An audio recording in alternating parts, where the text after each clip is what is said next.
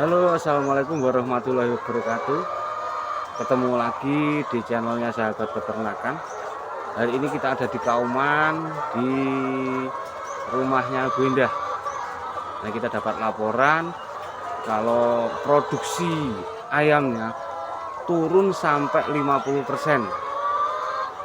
Nah, dengan tidak ada gejala, tidak ada kematian, hanya produksi 50%. Apa yang kita temukan di sini? Oke, langsung saja kita cari penyebabnya. Ini telur yang jadi sampel kita hari ini. Jadi temuannya adalah telur yang seperti ini. Bu Indah sebagai pemiliknya bilang kalau ayamnya keseluruhan hampir 2000 itu dari ayam yang paling muda sampai ayam yang paling tua itu terjadi penurunan produksi sampai 50%. Kita lihat dulu dari telurnya. Kalau memang dari ciri-ciri fisik seperti ini kelihatannya telur ini ada cacingnya. Dari bentuk telur sendiri kemungkinan besar cacing ini meruntuhkan kekebalan IB atau bronkitisnya. Oke, setelah kita lihat telurnya, kita langsung saja ke kandang. Ini untuk ayam yang paling muda. Nah, tadi sudah lihat telurnya banyak bintik-bintik dengan kualitas cangkang yang rentan. Tuh, kalau dilihat dari ciri fisik, kemungkinan ayam ini terdapat cacing yang sangat banyak di pencernaannya. Kita lihat dulu. Ini karena tidak ada kematian, untuk bisa kita bedah bangkai atau kita nekrosis, kita lihat ciri-ciri fisik ayam saja. Contoh yang paling simpel untuk ayam yang terkena cacing itu adalah dari rontoknya bulu.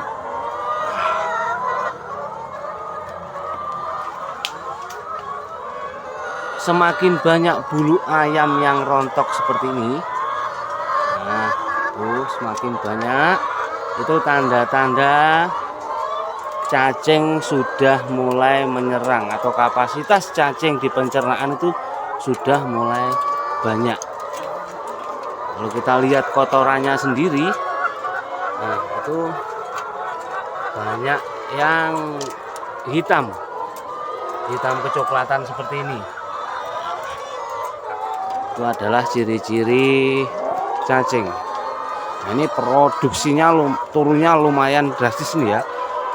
50% produksi turun tanpa ada gejala ayam sakit ataupun kematian. Bahkan tadi saya bertanya kepada Bu Indah untuk latar belakang vaksin sendiri sudah dimasuki vaksin NDIB Live untuk bulan kemarin, bahkan juga sudah masuk obat cacing yang pakai obat cacing cair lewat air minum. Tetapi kenyataannya cacing masih menyerang dengan baik. Lalu apa penyebabnya? Kenapa kapasitas cacing menumpuk dan bisa meruntuhkan IB? Oke, penjelasannya kita cari dari kondisi kandang. Sekarang November 2021, awal mula masuk musim penghujan, di mana kelembapan kandang sangat tinggi. Kelembapan yang sangat tinggi itu berpengaruh besar terhadap perkembangbiakan cacing di pencernaan. Apalagi dengan kondisi kandang yang seperti ini contohnya. Nah, ini adalah biang kerok utama yang menyebabkan runtuhnya NDIB dan besarnya atau banyaknya kapasitas cacing di pencernaan. Jika dalam sebuah kandang itu terdapat entok, otomatis kotoran yang ada di bawah itu banyak yang basah atau tidak bisa kering total. Setelah kelembapan ayam atau kelembapan kotoran ayam itu sangat tinggi. Ini kita nggak pernah tahu ya entok itu bawa virus apa enggak. Yang jelas menurut pengalaman saya, setiap kali di kandang itu ada entok pada musim penghujan, ayam itu pasti rewel. Kemarin sore saya sudah ngecek di kandang ini dan terjadi temuan cacing yang sangat banyak yang menyebabkan runtuhnya NDIB, sehingga kualitas telur buruk dan produksi juga turun drastis. Dan untuk pagi ini Wenda memasukkan obat cacing melalui pakan pakai jenis Niklomik dengan dosis 1,8 dikali 0,2 dikalikan jumlah ayam. Nah, itu untuk rumusnya obat cacing. Nah, semoga saja setelah pengobatan ini produksi segera kembali ya.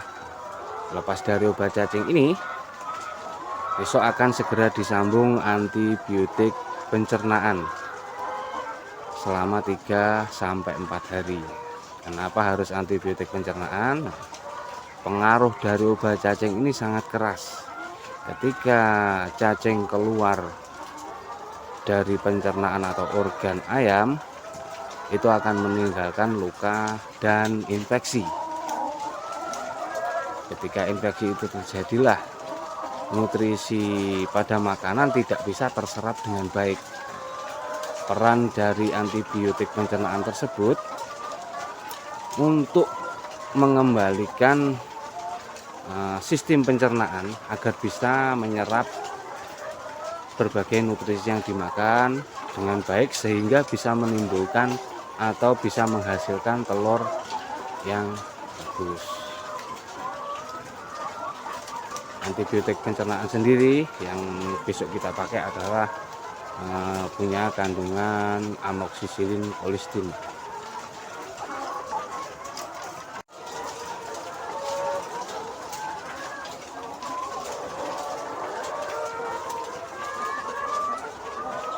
Kadangkala peran entok di peternakan itu digunakan oleh pemilik kandang untuk meminimalis banyaknya lalat.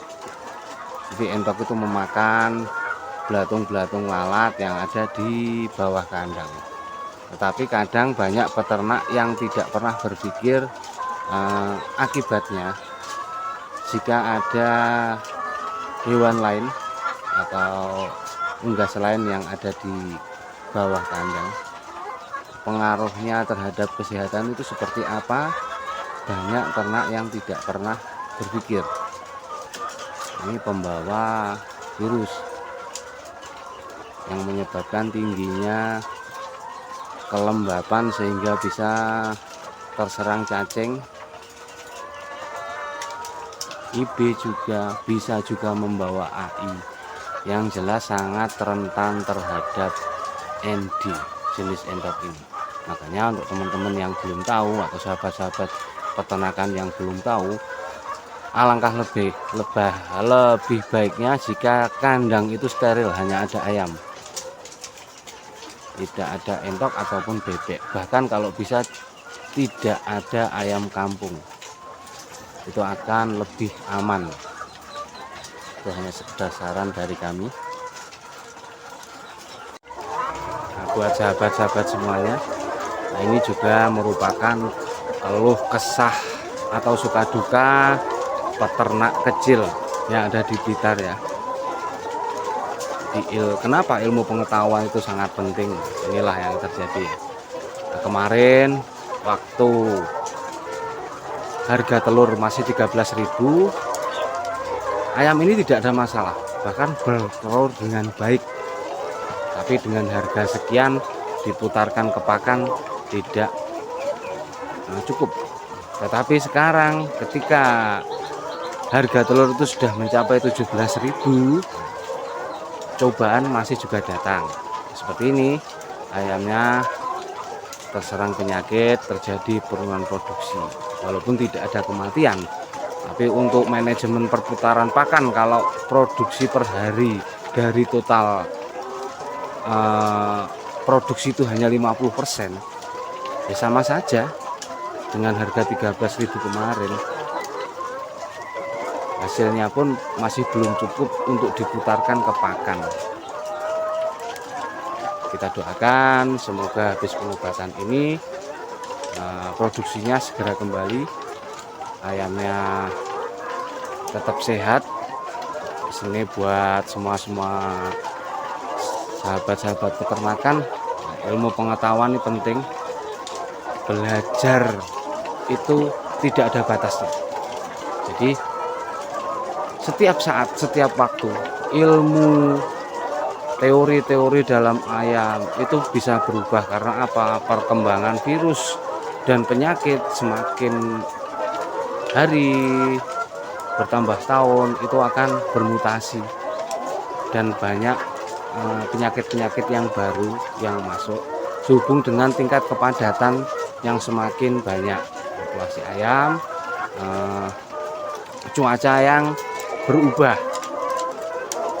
Sehingga ilmu pengetahuan itu penting. Jangan malu untuk bertanya, terus belajar, disiplin. Insya Allah ternak kita juga akan sehat.